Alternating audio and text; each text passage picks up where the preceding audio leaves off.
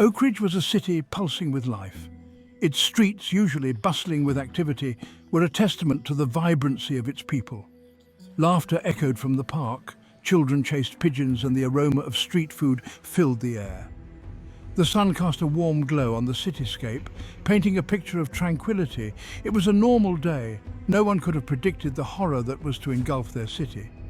The virus spread silently at first, a cough, a fever, dismissed as a common flu. But this was no ordinary illness. It was a predator, lurking in the shadows, waiting to unleash its terror. As days turned into nights, the infected grew in number. Their eyes turned a chilling white, their skin pallid and clammy. The city was oblivious to the storm brewing beneath the surface. The first attack was swift and brutal. A man, once a loving father, turned on his family.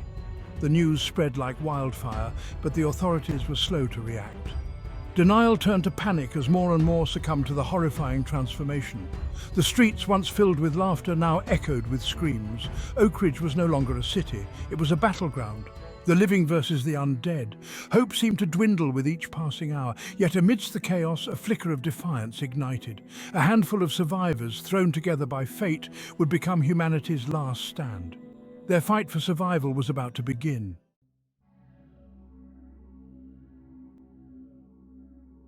The virus spread like wildfire. It ripped through Oakridge, leaving a trail of devastation in its wake. Hospitals, once beacons of hope, were quickly overwhelmed. Doctors and nurses on the front lines worked tirelessly. They were fighting a losing battle. The infected, their eyes blazing with a terrifying hunger, overwhelmed the medical staff. The government, caught off guard, struggled to respond. Their initial attempts at containment were futile. The virus was too aggressive, too widespread. Martial law was declared, but it was too little, too late. The city's infrastructure crumbled under the weight of the outbreak. Power outages plunged Oakridge into darkness. Communication lines went dead. The outside world went silent. Oakridge was isolated, cut off from any hope of rescue. Fear and paranoia gripped the survivors. The infected were everywhere. Their moans, a chilling symphony of death, filled the air. The city, once a symbol of progress and prosperity, was now a graveyard. Buildings stood tall, scarred and empty. The streets littered with debris, and the reanimated corpses of the fallen were a testament to the virus's devastating power.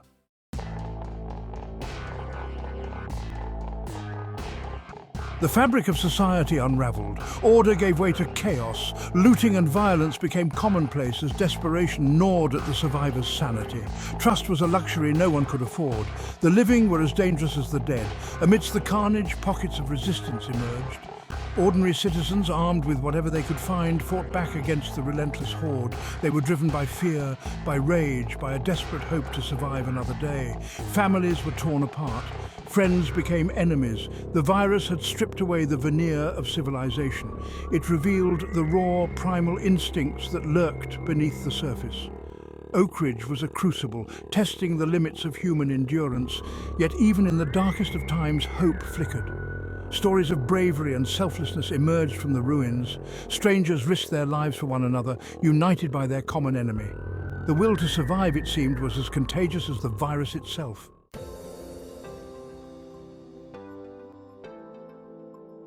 In the heart of the ravaged city, a small group of survivors found each other. They were an unlikely band, thrown together by fate. Each bore the scars of the outbreak, the loss etched on their faces. Yet in their shared struggle, they found strength. They found a reason to keep fighting. Emma, a nurse at Oakridge General, had witnessed the horrors of the virus firsthand. The hospital, once a place of healing, had become a breeding ground for death. She had seen colleagues turn, patients she had comforted become monsters.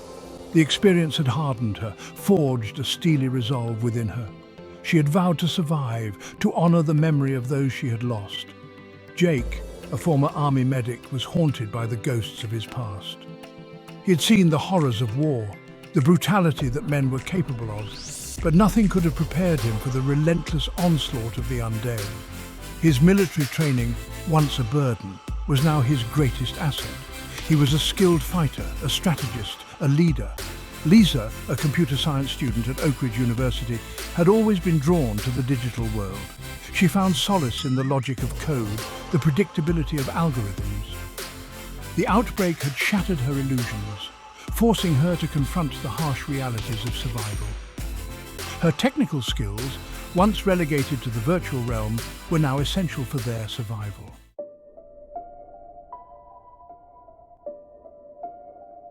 Section 2. Skills for Survival. Mark, a mechanic with a gruff exterior and a heart of gold, had always been a tinkerer. He could fix anything with an engine and a roll of duct tape. His skills, once used to keep cars running, were now vital for maintaining their makeshift weapons and fortifying their shelter. He was the silent guardian, the protector, always ready to lend a helping hand. They had taken refuge in an abandoned grocery store. Its shelves picked clean, but its walls still offering some protection from the horrors outside. It wasn't much, but it was a sanctuary, a place where they could catch their breath and plan their next move. They were the remnants of a shattered city, clinging to hope in a world gone mad. Food and water were running low. The constant threat of the undead, drawn by the scent of the living, hung over them like a shroud. They knew they couldn't stay there forever. They needed a plan, a destination, a glimmer of hope in the encroaching darkness. Rumors had surfaced of a safe zone on the outskirts of the city, a haven from the chaos. It was a long shot, a whisper in the wind, but it was all they had. The survivors of Oakridge, bound by circumstance and united by a common goal, prepared to make their escape.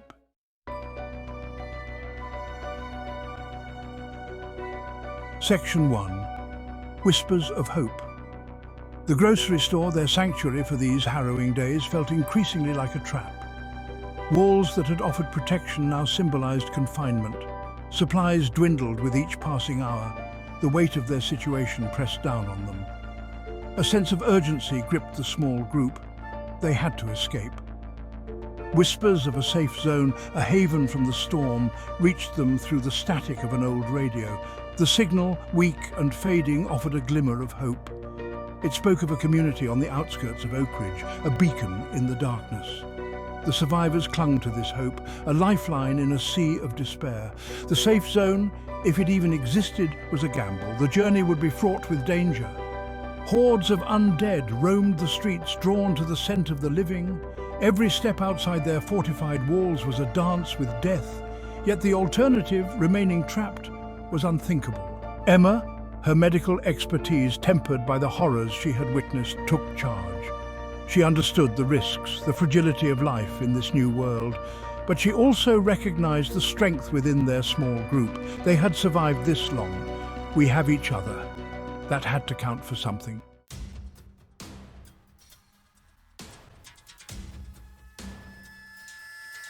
Section 2. Preparing for the unknown. Jake, his military training kicking in, studied a tattered map of Oakridge. He traced a route to the safe zone, his finger charting a path through a labyrinth of danger. The journey would be perilous, but he had navigated minefields before. He would guide them through this concrete jungle. I've navigated minefields before. I'll guide us through this. Lisa, her fingers dancing across the keys of her laptop, scavenged for information. She hacked into traffic cameras, searching for safe passage. Her knowledge of technology, once a source of entertainment, was now a weapon against the apocalypse. I've got eyes on the streets. We'll find a safe path. Mark, his calloused hands never idle, reinforced their weapons. He transformed scavenged tools into instruments of survival. Crowbars became deadly pikes. A fire axe, once used for chopping wood, was now a symbol of defiance. They might be outnumbered, but they would not be outmatched. These tools will keep us alive. We're not outmatched. Under the cloak of night, they prepared. They packed their meager supplies, their faces grim but resolute. They were survivors, bound by a common enemy and a shared will to live. Fear lingered, a constant companion, but so did hope. The escape plan, a gamble in the face of annihilation, was their only chance. The fate of the Oakridge survivors rested on their next move.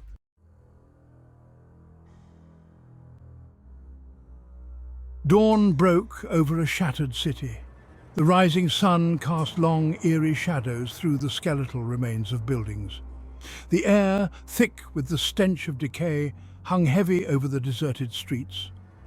The survivors emerged from the grocery store, their faces etched with a mixture of apprehension and determination. Their escape had begun. Let's move out. Stay close and keep your eyes open. Jake, his hand resting on the butt of his makeshift rifle, led the way. He moved with a soldier's grace, his senses alert to every sound, every movement in the desolate landscape.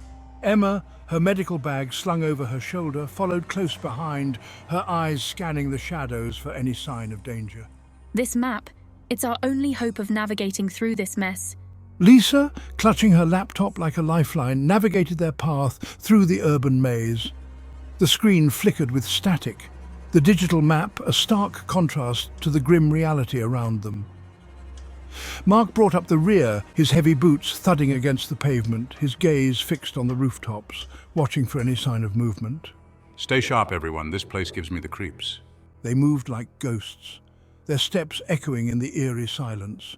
Every rustle of wind, every creak of metal sent shivers down their spines.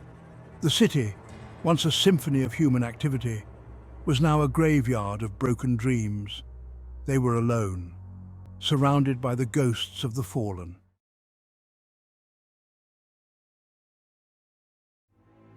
The silence was shattered. A guttural growl, low and menacing, echoed from the alleyway ahead. The hair on the back of their necks stood on end. Their worst fears had materialized. The undead, they were surrounded. Oh no, they're everywhere. From the shadows, they emerged. A grotesque parody of humanity. Rotting flesh hung from their bones. Their eyes glowed with an unholy hunger. They shambled towards the survivors, drawn by the scent of living flesh. Their moans, a chorus of death, filled the air. Run! Jake roared, snapping his rifle to his shoulder. He fired a shot into the heart of the horde, buying them precious seconds. The crack of gunfire shattered the eerie silence, a desperate cry for survival in the face of overwhelming odds. They bolted, their backpacks bouncing against their shoulders, their lungs burning with exertion. They dodged and weaved through the oncoming horde, their survival instincts kicking in. But the undead were relentless, their hunger insatiable. They were gaining on them. The survivors were running out of time.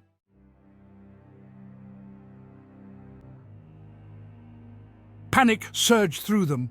The horde, a relentless tide of decaying flesh, surged forward. Escape seemed impossible. Lisa, her face pale with terror, stumbled. A rotting hand shot out, grasping at her backpack, tearing it from her grasp. She cried out, falling to the pavement. Help, I can't get up. Jake, without hesitation, turned back. He fought his way through the horde, his rifle a blur of motion, each shot a desperate prayer. He reached Lisa, hauling her to her feet, shielding her with his own body. They ran, the horde hot on their heels. But it was too late. One of the infected, its face a mask of decay, lunged, its teeth sank into Lisa's arm. No, Lisa. A strangled cry escaped Lisa's lips. The world spun, a dizzying kaleidoscope of horror and despair. She collapsed against Jake, her blood staining the pavement. Hope, so fragile, seemed to shatter like glass. They had escaped the grocery store, only to be met with a crueler fate. We can't lose her, Emma. Do something. Emma, her medical training kicking in, raced to Lisa's side. The bite, deep and ragged, was a death sentence. They all knew it. Despair threatened to engulf them. But then a memory surfaced in Emma's mind. A news report flashed across a television screen in the chaotic days before the fall of Oakridge. A research facility, a possible cure. It was a long shot, a desperate gamble, but it was all they had left.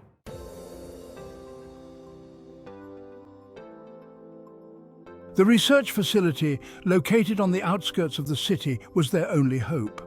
It was a beacon in the darkness, a symbol of the world that had been. But reaching it would be a perilous journey.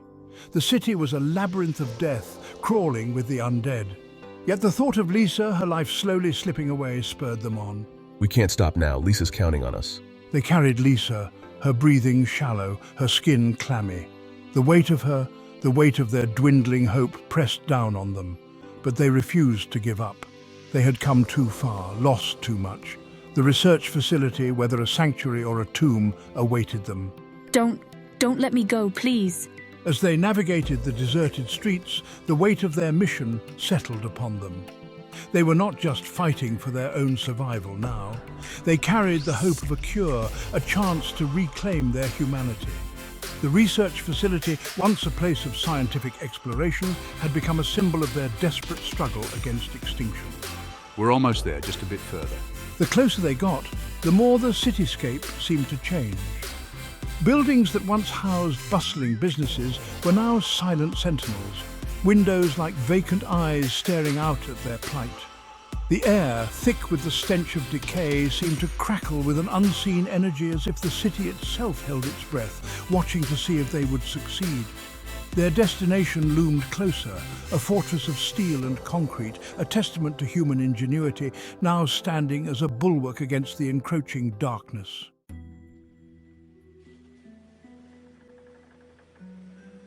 The research facility loomed before them, a monolith of steel and glass, a stark contrast to the decay surrounding it.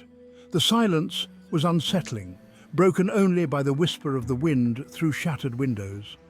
They had reached their destination, but a sense of foreboding hung heavy in the air. Stay sharp, this place gives me the creeps. Inside, the facility was a ghost of its former self. Papers littered the floor, lab equipment lay in disarray, and the air was thick with the stench of decay. The silence was broken only by the dripping of water and the distant moans of the undead. They moved cautiously, their weapons drawn, their senses on high alert. It's like a nightmare in here. They found him in a secure lab, hunched over a workbench, his eyes wild with a mixture of fear and desperation.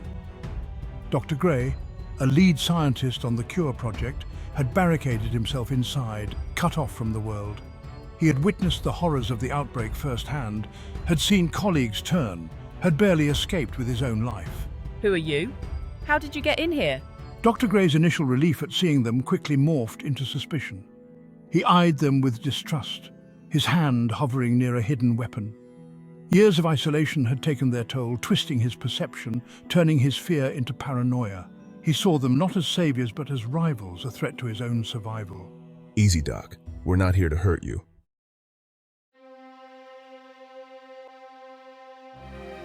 Tension crackled in the air. Emma, her voice calm but firm, tried to reason with Dr. Gray. She explained about Lisa, their desperate search for the cure, their hope for humanity. But her words fell on deaf ears. The doctor, consumed by his own demons, saw only enemies. You don't understand. The cure, it's too dangerous. It can't fall into the wrong hands. I won't let you take it. He clutched a vial containing a vital component of the cure, his knuckles white. Before anyone could react, Dr. Gray smashed the vial on the floor, the lab filled with a noxious gas, a last-ditch effort to protect his secret, to keep the cure from the world. Coughing and gasping for air, the survivors stumbled back, their eyes burning, their vision blurring. No, you fool! Mark, with a roar of anger, lunged for the doctor. The struggle was brief but brutal. Dr. Gray, fueled by desperation and fear, fought back with surprising strength, but he was no match for Mark's fury. A sickening crunch echoed through the lab as Mark's fist connected with the doctor's jaw. Dr. Gray crumpled to the floor unconscious, but the victory rang hollow. The cure, their last hope, was gone. What have you done? We've lost everything. The lab fell silent, the weight of their loss settling over them like a shroud. The desperate act had sealed their fate, leaving them with nothing but shattered dreams and the encroaching darkness.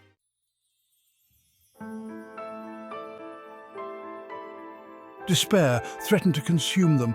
Dr. Gray's betrayal, his desperate act of sabotage, had seemingly shattered their last hope. The lab, once a sanctuary of science, now reeked of betrayal and failure. The noxious gas, though dissipating, left a bitter taste in their mouths. They had come so far, risked so much, only to be defeated by the paranoia of one man. His chest heaving, stood over the unconscious Dr. Gray. His anger, a raging fire within him, slowly gave way to a chilling emptiness. He looked down at his hands, his knuckles raw, his victory a hollow one. Lisa, her life hanging by a thread, needed the cure, but the cure was gone. Emma, her medical instincts overriding her despair, rushed to Lisa's side. She checked her pulse, her breathing, each shallow beat a testament to their dwindling time. Lisa's skin, clammy and cold, was starting to take on a greyish hue. The virus, its grip tightening, was claiming her. We have to get her out of here, his voice tight with urgency. He slung his rifle over his shoulder and gently lifted Lisa into his arms. Her head lolled against his chest, her breathing shallow and ragged. They had to get her back to the grocery store, back to their makeshift sanctuary. Maybe, just maybe, Emma could buy her some time.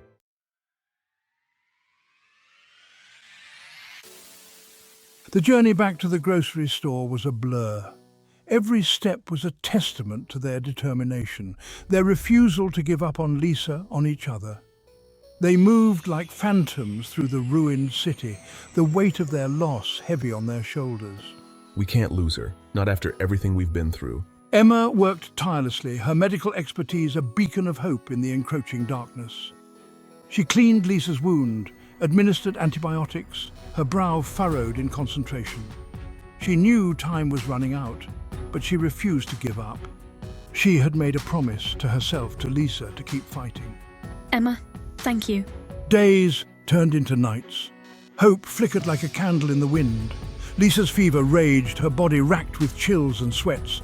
The virus, a relentless enemy, tightened its grip, but Lisa clung to life, her spirit unbroken. Hang in there, Lisa. We're right here with you. Then a miracle. Lisa's fever broke. The greyish pallor of her skin receded, replaced by a faint blush of colour. Her breathing, though still shallow, was steady. She opened her eyes, their usual vibrancy dulled but still filled with life. She was weak, but she was alive. The cure, a testament to human ingenuity and resilience, had worked. I made it. We made it.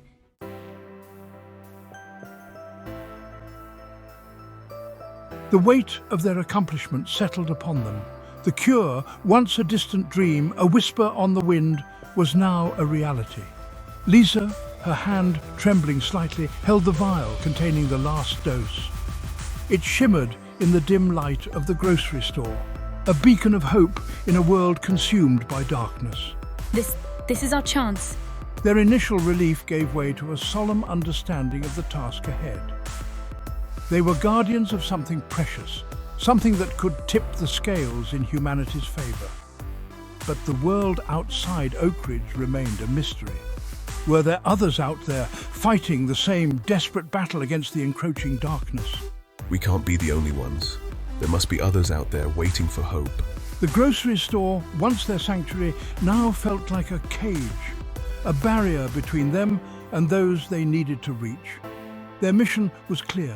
They had to share the cure, to find other survivors, to rebuild what had been lost. The road ahead would be fraught with danger, but they had overcome so much already. We've come this far, we can't stop now. Their small group, bound by shared trauma and a glimmer of hope, made a pact. They would leave the familiarity of their shelter, venture into the unknown. They would become beacons of hope, spreading the cure like wildfire, igniting a resistance against the relentless tide of the undead. The fate of humanity, once hanging by a thread, now rested on their shoulders. For everyone we've lost, for everyone still out there, we have to do this.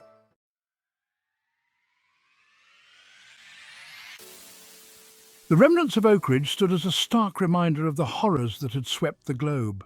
Buildings once teeming with life now stood as hollow sentinels against a backdrop of desolation. The air, though slowly clearing, still carried the faint scent of decay, a ghostly echo of the nightmare that had been. But amidst the ruins, hope flickered. The survivors, their numbers growing with each passing day, had transformed their sanctuary into a beacon of defiance. The cure, a testament to human ingenuity and resilience, flowed outward, pushing back the darkness, offering a chance for renewal. The road ahead would be long and arduous. The battle for humanity was far from over. But the spirit of Oakridge, the spirit of those who had faced the abyss and emerged stronger, would not be broken. The fight for survival had forged a new generation, tempered by hardship, united by a common purpose. They were the inheritors of a shattered world, tasked with rebuilding from the ashes. Their journey would be fraught with challenges, but they carried within them the most potent weapon of all hope. The sun, rising over the horizon, painted the sky in hues of gold and crimson, a promise of a new dawn. The fight for humanity had just begun.